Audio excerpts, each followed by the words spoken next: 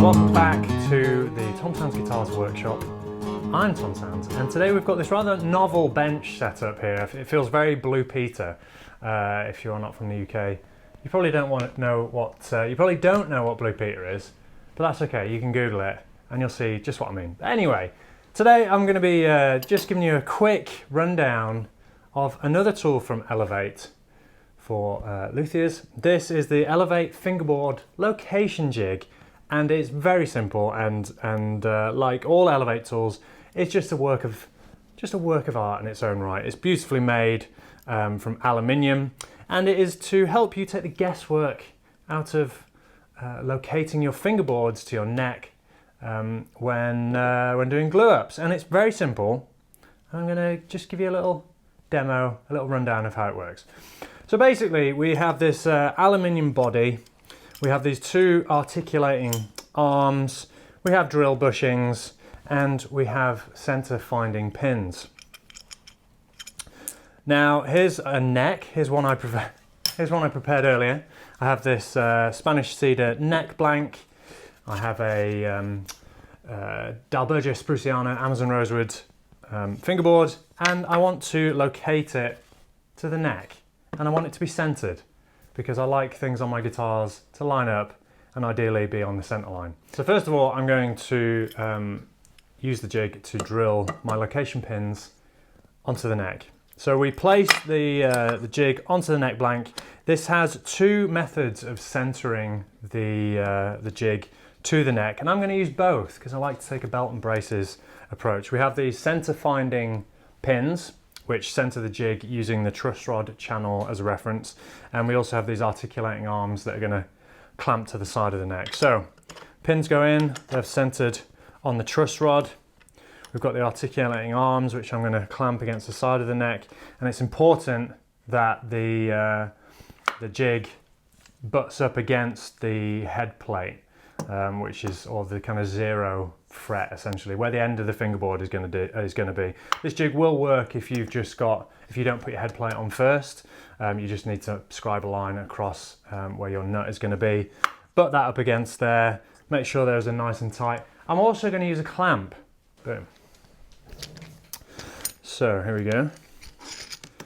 I just clamp this in place, making sure that's tight up against the nut line.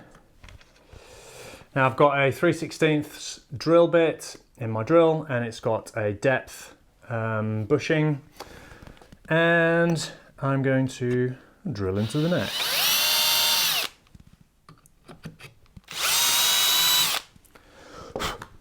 It's as simple as that. There are our perfectly centered neck pins. And then we need the corresponding holes drilled into the reverse of the fingerboard. So exactly the same thing. This is where we are going to use the articulating arms to self-center the jig.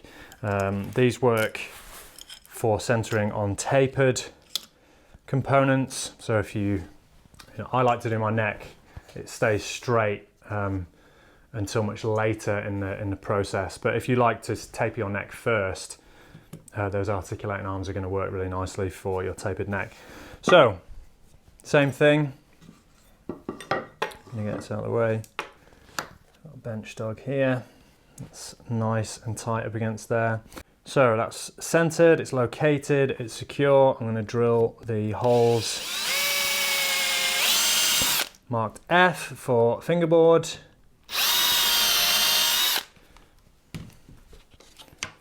There we go.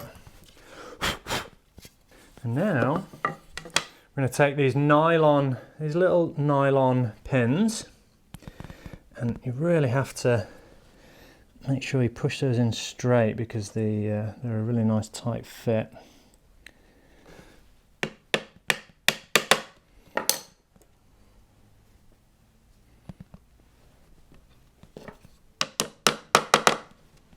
So my pins are in, flip it over, and there we go. Boom! One perfectly centered fingerboard. Elevate, done it again. Another awesome jig from Elevate. So my jig has actually been ever so slightly modified because I use epoxy graphite stiffening rods in my neck. The bushings, Chris has very kindly just moved the bushings out ever so slightly to allow the pins to sit just outside where that channel is. So there we go. This jig will also work if you're making ukuleles or mandolins. The bushings will accommodate a smaller little diddy neck. And yeah, another great tool from Elevate.